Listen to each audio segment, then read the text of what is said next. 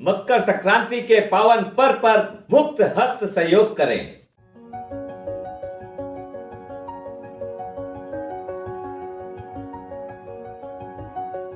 सुप्रभात दोस्तों, आप सभी का एसके हेल्थ एंड वेल्थ में स्वागत है। दोस्तों, आज अपने बात करेंगे 11 करोड़ वनवासी समाज की। अपने 1.5 लाख गांव में रहती है ये समाज और अपनी पूरी जनसंख्या का 9% हिस्सा है, जो कि एक बहुत बड़ा समुदाय है। उसकी रक्षा के बारे में बात करेंगे।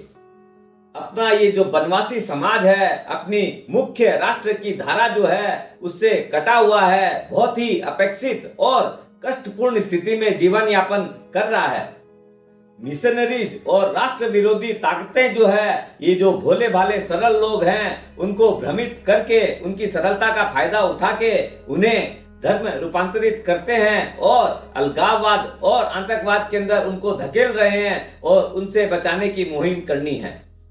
इन सब गलत चीजों को रोकने के लिए और वनवासी समाज के सर्वांगीण विकास करने के लिए बाला साहब जी देशपांडे ने जसपुरा छत्तीसगढ़ के अंदर 1952 में वनवासी कल्याण आश्रम की स्थापना की थी। वेस्ट बंगाल में इसी यूनिट का नाम पूर्वांचल कल्याण आश्रम है। वनवासी कल्याण आश्रम शिक्षा, चिकित्सा, संगठन, कल्चरल और अपने गांव के विकास के लिए अपना विभिन्न प्रकल्पों के द्वारा कार्य कर रही है। विकास और संस्कार युक्त सेवा के अलावा स्वधर्म और स्वाभिमान के लिए भी अलग जगा रहा है।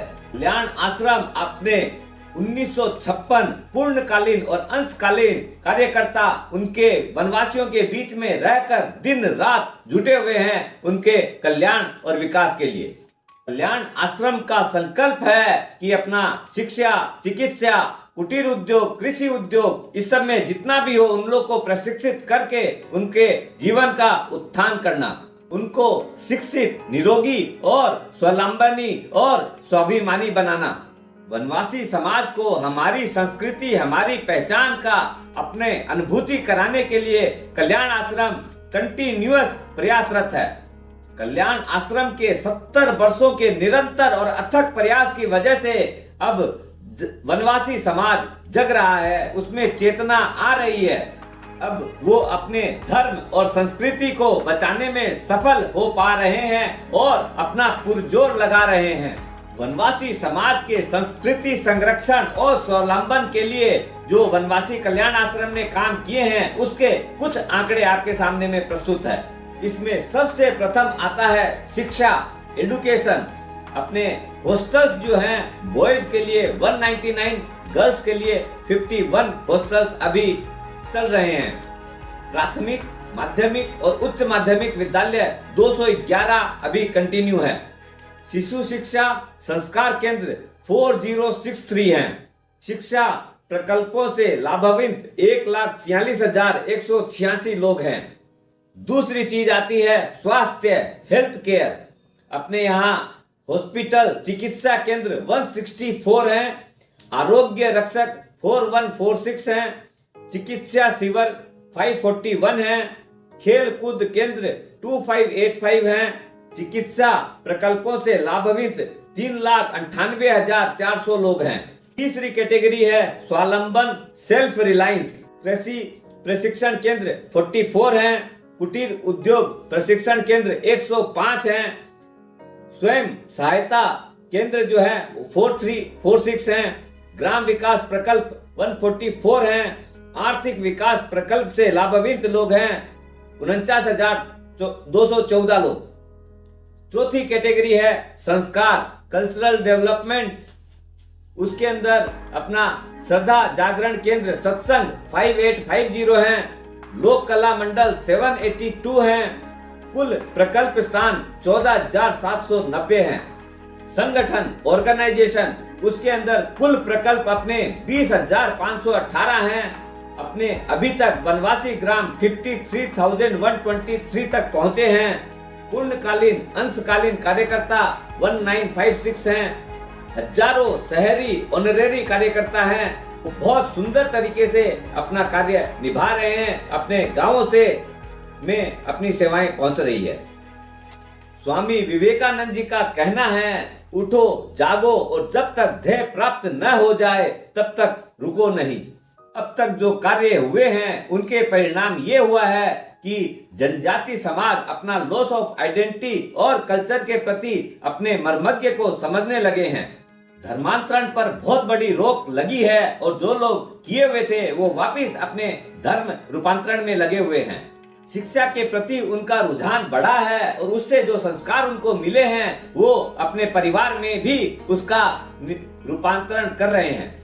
चिकित्सा और स्वावलंबन वाले प्रोग्राम के द्वारा उनके अंदर अपने स्वास्थ्य में और उनकी आर्थिक स्थिति आगे से बहुत अच्छी हो रही है। सत्संग केंद्र पर साप्ताहिक उनका जो मिलना होता है उससे उनके अंदर मद्यपान की भी बहुत बड़ी कमी आई है और जातीय जो द्वेष होते थे उसके अंदर भी बहुत बड़ा अंकुश लगा है। हमारा जो सबसे बड़ा दायित्व बनता है वनवासी समाज को स्वावलंबी बनाना, सामर्थ्यवान बनाना और उनको स्वाभिमानी के साथ साथ उनको राष्ट्र धारा में जोड़ के पूरे उनका सर्वांगीण विकास करवाना है। भारत के प्रत्येक ऐसा जिला जहां पर वनवासी समाज रहता है उन तक पहुंचना और उनका विकास करवाना। आइए हम सब मिलकर कल्याण आश्रम के इस प्रयास में, इस ईश्वरीय कार्य के अंदर अपने तन मन धन से जितनी भी हो सके उसके अंदर सहायता करना, उसमें अनुदान करना अपना कार्य है। वनवासी समाज बंधुओं के लिए तू मैं एक रक्त वाली भावना जगाकर अपने शहरवासी उसमें अनुदान देने का सबसे बड़ा पुनीत कार्य अपने को करना है। इन साधनों से अपने वनवासी समाज का जो उन्नति करना है उसके लिए विभिन्न तरह की योजनाएं चलाई जा रही है। मकर संक्रांति के इस पावन अवसर पर अपने सब कोई मुक्त हस्त से उसमें सहयोग करें। सहयोग हम आर्थिक और वस्तु दोनों तरीके से कर सकते हैं। अपनी जो सेवाएं हैं वो अलग अलग तरीके से है, मैं उसकी कुछ चीजें आपको बताता हूँ।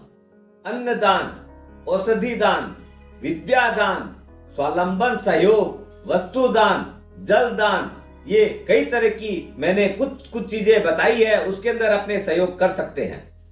और पूरी डिटेल मैंने डिस्क्रिप्शन बॉक्स में लिखी है, वहां पर भी आप देख सकते हैं। अभी अपना बागमुंडी में एक नया विद्यालय का निर्माण चल रहा है, उसके अंदर भी अपने सहयोग कर सकते हैं। ये जो सहयोग है अपने CSR में भी क्वालिफाइड है, अपने कॉर्पोरेट सोशल रेस्पॉन्सिबिलिटी के अंतर्गत। ऐसे भी इसमें जो अपने अनुदान देते हैं, जो भी सहायता करते हैं, वो सेक्शन 80G में क्वालिफाई है।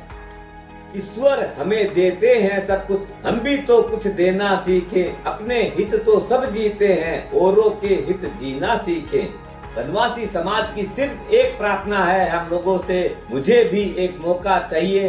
दोस्तों स्वस्थ रहो, मस्त रहो, ये दान नहीं दायित्व है हम सबका।